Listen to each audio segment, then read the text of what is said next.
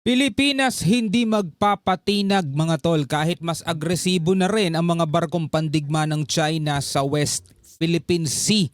No, kung naalala ninyo, binigyan natin ng reaction video kanina mga tol.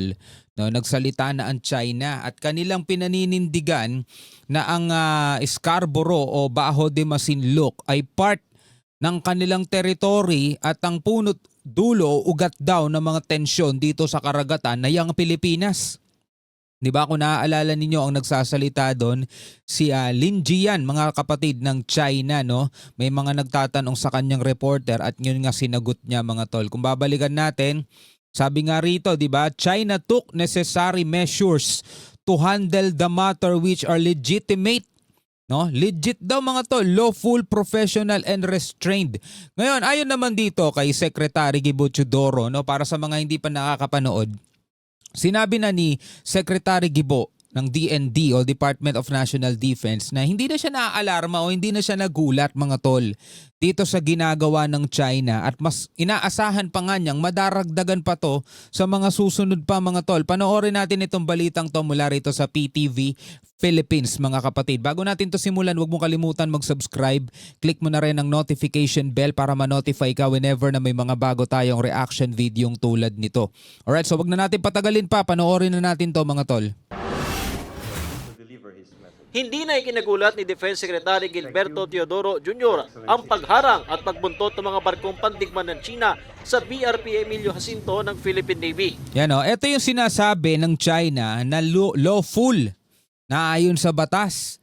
Legitimate mga tol, kahit na saang mapa nating tignan, kahit na balibalik ta rin natin mga kapatid ang katotohanan talaga mga tol. Na ito ay nasa loob ng 200 nautical miles exclusive economic zone ng Pilipinas. Tapos ang Bajo de Masinloc ayon mga kapatid sa international law o kahit na doon sa arbitral ruling, walang pwedeng magmay-ari dyan dahil yan ay traditional fishing ground ng mga bansa tulad na lamang ng Pilipinas, Vietnam, China. So hindi naman natin ipinagdadamot yan dahil nga traditional fishing ground yan eh. Which is hindi rin dapat yan angkinin ng China.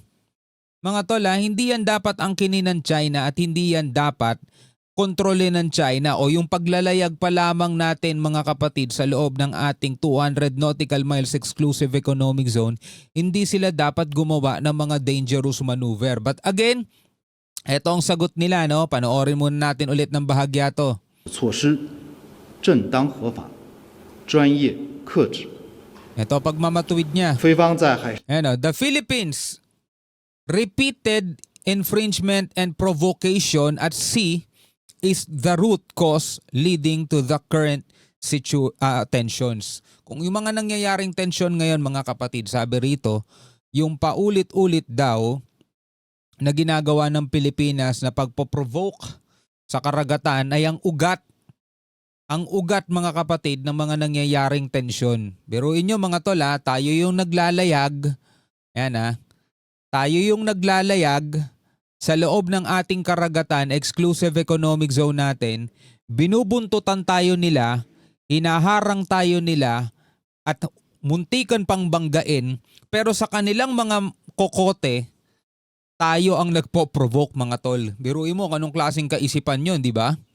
Nangyari ito noong Lunes, 11 nautical miles mula sa Bajo de Masinloc sa gitna ng maritime patrol.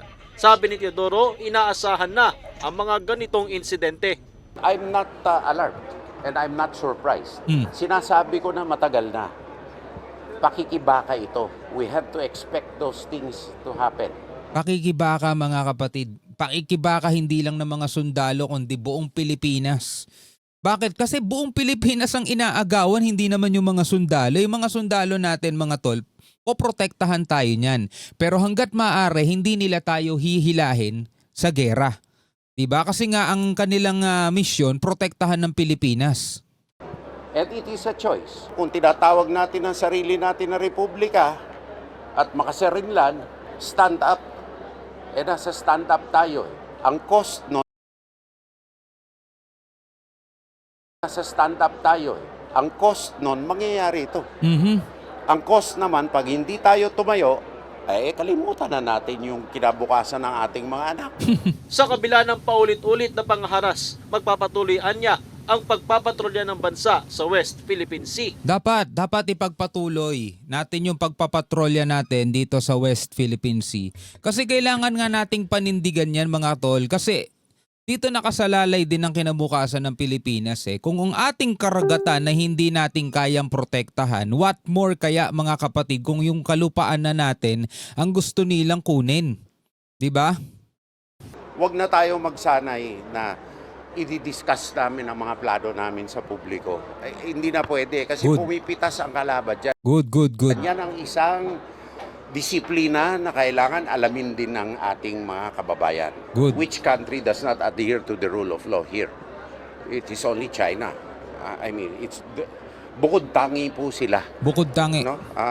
Valedictorian po sila saka hindi kasusunod ng rule of law. Diba? Doon nga lang sa rules sa regulation nga lang sa karagatan eh. Ang lakas ng loob nilang sitahin ng Pilipinas mga tol. Huwag kayong dumikit sa amin. Sumunod kayo sa regulation ng anti-collision. Pero tignan nyo ginagawa nila mga tol. Diba? Nagtapos naman na ngayong araw ang halos 3 linggong Balikatan Exercises 2025 na nilahukan ng 14,000 tropang Pilipino at Amerikano. Diba? Okay lang yung mga ganitong klaseng pagsasanay. Tama yan mga kapatid. Nagsasanay ang Pilipinas hindi para sumabak na agad kundi para maging handa lang. Alam natin paano gamitin yung mga advanced weapon na dinideploy dito ng Amerika kasi magagamit natin yun in case of trouble.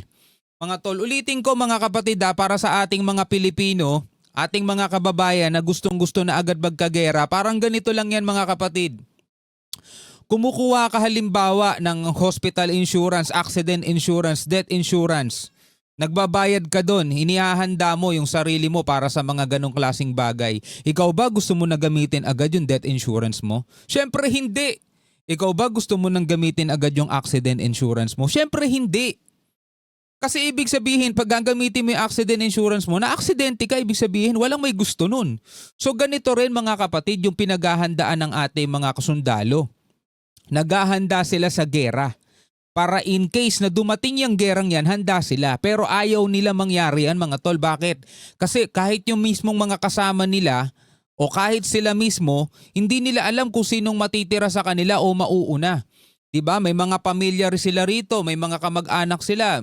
Sambayan ng Pilipino mga tol ang malalagay sa panganib pag sumiklab ang gera. Ayaw nila mangyari yun mga tol, pero handa sila in case na mangyari yun. Sana naiintindihan yan ng mga kababayan natin. As we close, Binabatikos kasi nila yung mga sundalo puro ensayo daw, puro ensayo, takot naman daw. Takot ba? Alimbawa na lang nagdadrive ka sa kalsada, 'di ba? Merong kamote rider na sumingit sa iyo tas nag-bad finger sa'yo, hahabulin mo, maikipag-away ka agad, ganun ba gusto nyo mangyari? Di ba? Doon na uuwi yung mga road rage, di ba? Ngayon, ganun yung ang disiplina ng mga sundalo natin, hindi sila pumapatol agad. this Balikatan exercise this morning, this afternoon, our planners are already going to start planning for the next iteration of Balikatan exercise 41-2026. Idineploy sa Balikatan ngayong taon ang Marine Air Defense Integrated System o MADIS at ang US Navy Marine Expeditionary Ship Interdiction System o Nemesis Missile System. Una nang sinabi ng US na maaaring manatili sa bansa ang mga ipinadalang kagamitan para sa iba pang pagsasanay. Ang masasabi lang natin, ito ay hindi paghahanap ng digmaan o gulo. Tama. Ito ay pagtatatag sa atin upang magdalawang isip ang kahit sino man na may tangkang magmalabis Tama. sa kabaitan ng Pilipino. Patrick De Jesus. Alright mga kapatid, bilang mga Pilipino, ano ang masasabi nyo rito sa ating balitang napanood, di ba? Pag-iensayo ng ating mga militar, hindi yan para makipaglaban na agad ngayon. Paghahanda yan. Para if ever na dumating nga itong bagay na to, nakahanda sila. Hindi sila parang mga batang pinagtabo. Alam niyo yun mga tol, yung tipong wala kang kahanda-handa, hindi mo alam ano gagawin mo, wala ka man lang pang depensa. Hindi pwede kasing ganun Diba? Ang mga sundalo natin, naka-mindset yan. Dapat handa sila lagi sa lahat ng pagkakataon. Diba? So, alright. Pwede ka magbigay ng iyong komento. Pwede ka magbigay ng iyong reaksyon sa comment section sa ibaba. Hanggang sa muli, ako nga pala si Shobal D. Peace out.